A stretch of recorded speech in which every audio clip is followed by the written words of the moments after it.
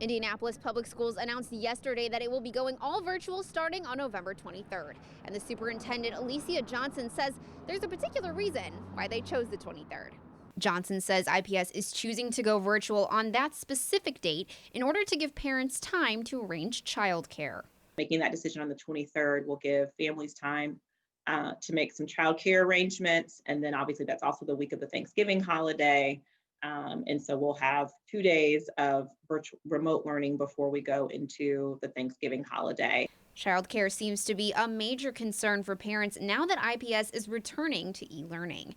We spoke to one woman who plans to care for her grandchild once his school goes virtual. My daughter called me this morning and said, "Mom, they shutting his school down." So as a grandmother, I'm standing up and doing my duty as a grandmother to help her out.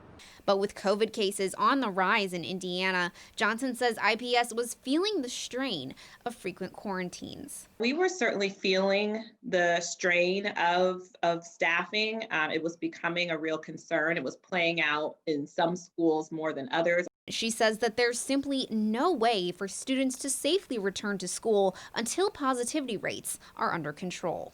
The reality is that our schools are not in bubbles.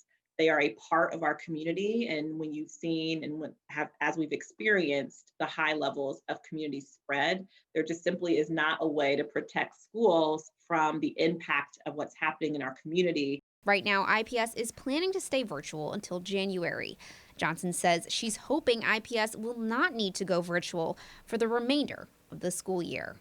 It is my prayer that we will have our kids back in school, certainly no later than the January time that Dr. Kane has given us.